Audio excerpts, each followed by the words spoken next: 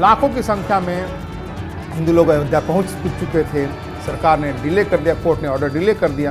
आज 6 तारीख को सब जानते हैं हिंदू समाज ने ये बाबरी कलंक को मिटा दिया। लास्ट 2 वीडियोस में हमने राम मंदिर की हिस्ट्री, राम मंदिर के लिए वीएचपी, आरएसएस और बीजेपी का स्ट्रगल डिस्कस किया था। इस वीडियो में उसके आगे का पार्ट डिस्कस करेंगे कि कैसे लाखों कार सेवक अयोध्या पहुंचे और वहां पे एक एक करके मस्जिद के तीनों गुंबद गिरा दिए और उस विवादित ढांचे के गिरने से पूरे देश में जाने कितनी हिंसाएं, दंगे और आंदोलन हुए, उन सबको डिस्कस करेंगे इस वीडियो में। कि ढांचा नहीं बचा, मुझे कोई नहीं स्वागत और ढांचे के टूटने का न मुझे कोई खेद है, न कोई पश्चाताप है, न कोई प्रायश्चित। No repentance, no sorrow, no grief.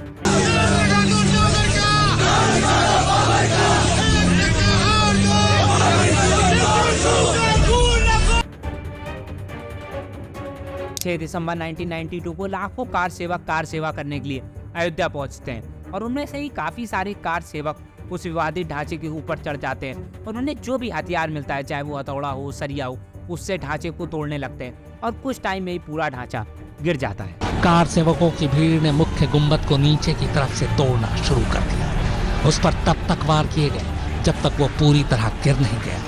ढांचा तो 6 दिसंबर 1992 को गिरा, पर इसके लिए लोगों का गुस्सा, आक्रोश और राम मंदिर के लिए हिंदुओं की चाह बहुत पहले से थी, क्योंकि मस्जिद तो रामलला की जमीन में ही बनी थी ना। पर जो मेन गुस्सा था वो 1990 का था, जब मुलायम सिंह की गवर्नमेंट ने कार सेवकों पे गोली चला के सरयू नदी लाल कर दी थी। गोली चलवाने के पीछे भी मुलायम सिंह की पॉलिटिकल स्ट्रेटजी थी, क्योंकि वो अपने साथ के लीडर लालू यादव से खुद को बेहतर लीडर दिखाना चाहते थे। एक तरफ लालू यादव ने अडवाणी की रथ यात्रा रोक के उन्हें यूपी बॉर्डर के पास बिहार में अरेस्ट कर लिया था, क्योंकि अगर कहीं यात्रा बिहार को क्रॉस करके यूपी में आ जाती तो उसे मुलायम सिंह अरेस्ट करते, तो यात्रा को रोकने का क्रेडिट और मुस्लिमों का वोट मुलायम सिंह को मिलता। इसलिए लालू ने अडवाणी को रात के 3 बजे अरेस्ट कर लिया था, सो दैट यात्रा की अगली सुबह यूपी में ना हो। तय था कि आडवाणी की रथ यात्रा का अंतिम मैदान यूपी की अयोध्या थी, लेकिन वीपी सिंह ने अयोध्या पहुंचने से पहले ही बिहार में लालू प्रसाद यादव को फोन करके आडवाणी को गिरफ्तार करने की सलाह दी थी। तो जो मुलायम सिंह यूपी में आडवाणी की रथ यात्रा को रोककर मंडल और सेकुलर राजनीति के हीरो बनने की तैयारी कर चुके थे, वो क्रेडिट वीपी सिंह की सलाह के बाद लालू प्रसाद यादव ले गए। इधर अडवाणी को अरेस्ट करवा के लालू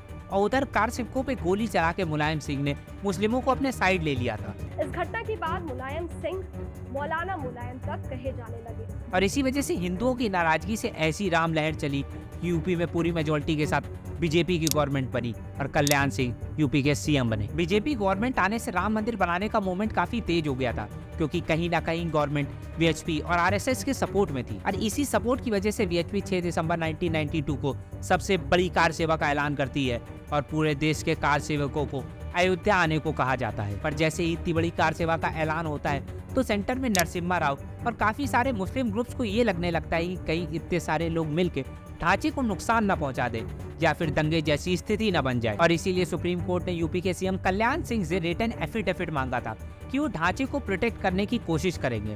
पर कोई सोई जो राम रची राखा, और ऐसे ही हुआ। 6 दिसंबर की सुबह होते ही 5 लाख से ज्यादा कार सेवक अयोध्या आते हैं और इसी भीड़ में लाल कृष्ण अडवाणी, मुरली मनोहर जोशी और उमा भारती जैसे बीजेपी के बड़े लीडर्स अपनी आंखों से विवादित ढांचे को गिरते हुए देखते हैं। 12 बजे के आसपास पहला ढांचा गिरता है, 2 बजे के आसपास दूसरा और 3 से 4 बजे के आसपास तीसरा ढांचा भी गिर जाता है और इसके अगले घंटे ही कल्याण सिंह रिजाइन दे देते हैं। मैं मानता हूं कि कल्याण सिंह ने जो सुप्रीम कोर्ट से प्रॉमिस किया था वो पूरा नहीं कर पाए, पर उन्होंने कार सेवकों पे गोली चला के उस पाप को दोहराया नहीं जो ऑलरेडी 1990 में किया जा चुका था। कल्याण सिंह के रिजाइन करने के बाद ही रात को 9 बजे यूपी में प्रेसिडेंट रूल लग जाता है। यूपी के अलावा राजस्थान, मध्य प्रदेश और हिमाचल प्रदेश में भी बीजेपी की गवर्नमेंट को हटा दिया जाता है। यूपी में कर्फ्यू लग जाता है और गली गली में दंगे शुरू हो जाते हैं।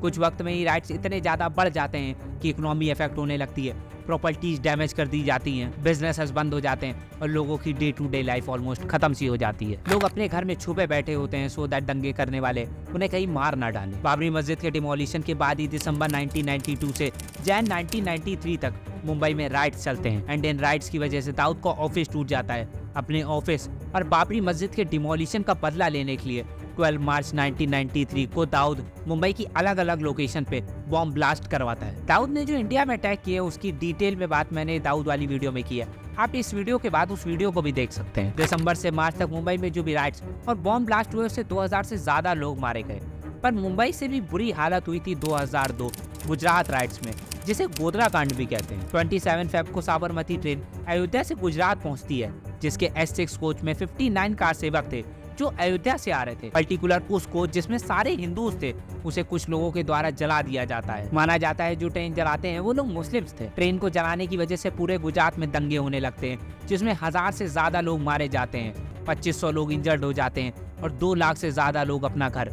खो देते हैं। इन सब दंगों के पीछे उस समय के सीएम नरेंद्र मोदी को कल्प्रिट माना जाता है, पर सुप्रीम कोर्ट की बनाई स्पेशल इन्वेस्टिगेशन टीम कुछ भी प्रूफ नहीं कर पाती है कि दंगे मोदी की वजह से हुए थे। इन 2 मेजर राइट्स के अलावा 2006 में वाराणसी और 2008 में जयपुर में भी बॉम्ब ब्लास्ट हुए थे, जिसका माना जाता है कि कनेक्शन कहीं ना कहीं राम मंदिर और बाबरी मस्जिद से ही था। पर मेरे अकॉर्डिंग राइट्स और वायलेंस किसी भी प्रॉब्लम का सोल्यूशन नहीं है, क्योंकि जिन राम के लिए हम राम मंदिर बना रहे उन्होंने भी रावण को मारने से पहले बहुत बार युद्ध खत्म करने को कहा था। दंगे में घर, इज्जत किसी की भी जाए, चाहे वो हिंदू हो या फिर मुस्लिम, वो गलत है, क्योंकि इस देश को आगे बढ़ाने के लिए राम मंदिर बनाने के अलावा राम जी के बनाए आदर्शों को अपनाना भी बहुत जरूरी है। आप कमेंट में बताइए कि उस विवादित ढांचे को गिराना सही था या फिर उस प्रॉब्लम को किसी और तरीके से सॉल्व करना चाहिए था।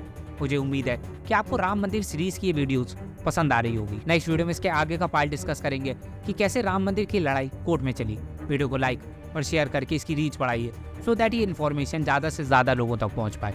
मिलते हैं नेक्स्ट वीडियो में।